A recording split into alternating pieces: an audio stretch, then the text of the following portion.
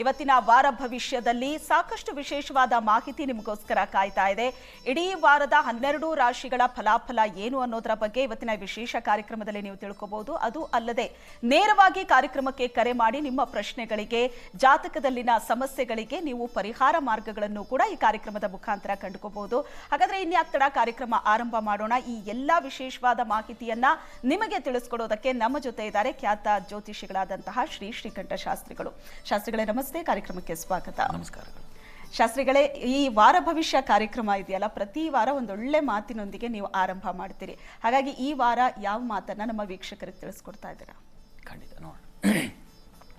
ಶ್ರೀ ಗುರುಭ್ಯೋ ನಮಃ. ಹರಿ ಓಂ. ಮೂರ್ತಿತ್ವೇ ಪರಿಕಲ್ಪಿತ ಶಶಿಭೃತೌ ವರ್ತ್ಮಾ ಪುನರ್ಜನ್ಮನ ಮಾತ್ಮೇತ್ಯಾತ್ಮವಿದಾಂ ಕೃತುಶ್ಚ ಯಜತಾಂ ಭರತ ಅಮರಜ್ಯೋತಿಷಾಂ ಲೋಕಾನಾಂ ಪ್ರಳಯೋದ್ಭವ ಸ್ಥಿತಿ ವಿಭಶ್ಚಾನೇಕಧಾ ಯಶ್ರಿತೌ ವಾಚನ್ನ ಸದ್ದದಾತುನೇಕ ಕಿರಣಃ ತ್ರೈಲೋಕ್ಯ ದೀಪೋ ರವಿಃ. ಸಮಸ್ತ ವೀಕ್ಷಕರಿಗೆ ಮತ್ತೊಮ್ಮೆ ಶುಭೋದಯ, ಶುಭ ಬೆಳಗು. ಈ ವಾರ ಪ್ರಾರಂಭ ಮಾಡೋ ಮುನ್ನ ನಾವು ತಿಳಿಯಬಹುದಾದ, ಆಚರಿಸಬಹುದಾದ, ಮನಸ್ಸಿಗೆ ತಂದುಕೊಳ್ಳಬಹುದಾದ ಒಂದು ಒಳ್ಳೆಯ ಮಾತು ಗಮನಿಸಿ. ವಾಯುನಾ ನೀಯತೆ ಮೇಘ ಪುನಸ್ತೇನ ಇವ ನೀಯತೆ ಮನಸಾ ಕಲ್ಪ್ಯತೆ ಬಂಧೋ ಮೋಕ್ಷಸ್ತೇನ ಇವ ಕಲ್ಪ್ಯತೆ ಅಂತಕ್ಕಂಥದ್ದು ಈ ಒಂದು ಸುಭಾಷಿತ. ಏನು ಅಂತಂದರೆ, ವಾಯುನಾ ನೀಯತೆ ಮೇಘ ಪುನಸ್ತೇನೆ ಇವ ನೀಯತೆ. ಒಂದು ಎಲ್ಲೋ ಚದರಿ ಹೋಗಿರತಕ್ಕಂಥ ಮೋಡಗಳನ್ನು ಹೇಗೆ ಗಾಳಿ ತಂದು ಒಟ್ಟಿಗೆ ಸೇರಿಸಿ ಅಲ್ಲಿ ಮಳೆಯನ್ನು ಸುರಿಸುವಂತಹ ಪ್ರಯತ್ನ ಮಾಡುತ್ತೆ, ಅಥವಾ ಮತ್ತೆ ಅದೇ ಮೇಘಗಳನ್ನು, ಒಟ್ಟಾದ ಮೇಘಗಳನ್ನು ಅದೇ ಗಾಳಿ ಚದರಿಸಿಯೋ ಹಾಕ್ಬಿಡುತ್ತೆ. ಅಂದರೆ ಯಾವುದೋ ಒಂದು ಘನೀಭೂತವಾದ ಮೇಘವನ್ನು ಒಂದು ಕಡೆ ಸಾಗಿಸ್ತಕ್ಕಂಥದ್ದು, ಅಥವಾ ಅಲ್ಲಿಂದ ಮತ್ತೆ ಬೇರೆ ಕಡೆಗೆ ಅದನ್ನು ದೂಡ್ತಕ್ಕಂಥದ್ದು, ಎರಡೂ ಗಾಳಿಗಿದೆ. ಅದೇ ರೀತಿಯಲ್ಲಿ ನಮ್ಮ ಮನಸ್ಸು ಅನ್ನೋದಿದೆಯಲ್ಲ, ಆ ಮನಸ್ಸಿಗೆ ಬಂಧನ, ಯಾವುದೋ ಒಂದು ಸಂದರ್ಭಗಳು, ಯಾವುದೋ ಒಬ್ಬರ ಮಾತುಗಳು ಅಥವಾ ಯಾವುದೋ ವರ್ತನೆಗಳು, ಇವುಗಳೆಲ್ಲ ಯಾವುದೋ ಒಂದು ದುಗುಡವನ್ನು, ಸಂಕಟವನ್ನು, ದುಃಖವನ್ನು, ಅಥವಾ ನಾವೇ ಮಾಡಿಕೊಂಡಂಥ ಯಾವುದೋ ಸಮಸ್ಯೆಗಳು ಆವರಿಸ್ಬಿಟ್ಟಿರುತ್ತೆ. ಮನಸ್ಸಿಗೆ ಒಂದು ದುಃಖವಾದ ಮೋಡವನ್ನು ಆವರಿಸ್ಬಿಟ್ಟಿರುತ್ತೆ.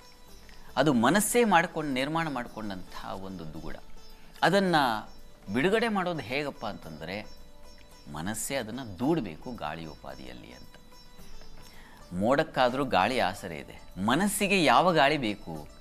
ಮನಸ್ಸಿನಲ್ಲಿ ಒಟ್ಟಾದಂಥ ಯಾವುದೋ ದುಃಖವನ್ನು, ಮನಸ್ಸಿನ ನೋವನ್ನು, ಯಾವುದೋ ಭಾರ, ಪೂರ್ವದಲ್ಲಿ ಘಟನೆ, ಭೂತಕಾಲ ಅಂತಕ್ಕಂಥದ್ದೇ ನಮ್ಮ ಮನಸ್ಸಿಗಿರುವ ಮಹಾಭಾರ.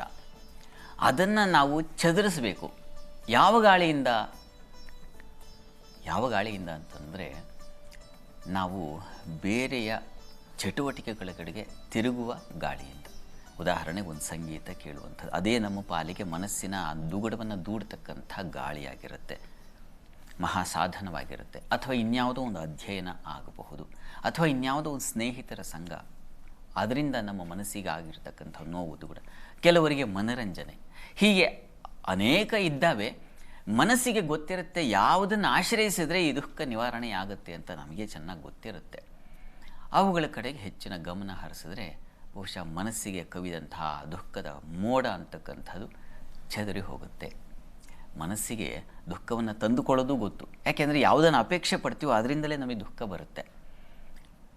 ಅದರಿಂದ ದೂರ ಆಗ್ತಕ್ಕಂಥದ್ದು ಹೇಗೆ ಅಂತಂದರೆ, ಮನಸ್ಸಿಗಿರುವ ಮಹಾಸಾಧನ, ಇವುಗಳೆಲ್ಲ ಮನರಂಜನೆ ಇತ್ಯಾದಿ ಎಲ್ಲ ಸಣ್ಣ ಪುಟ್ಟ ಸಾಧನ. ಮಹಾಸಾಧನ ಅಂದರೆ ಅಪೇಕ್ಷೆಯೇ ಮಾಡದೇ ಇರತಕ್ಕಂಥದ್ದು, ಬಹಳ ದೊಡ್ಡದು ಅಂತ ವಿರಾಗಿಗಳು ಹೇಳ್ತಾರೆ.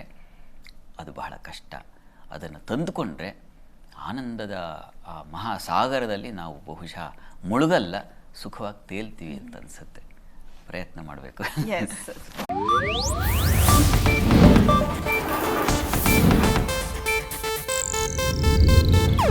ಇದು ಏಷ್ಯಾನೆಟ್ ನ್ಯೂಸ್ ನೆಟ್ವರ್ಕ್ ಪ್ರಸ್ತುತಿ.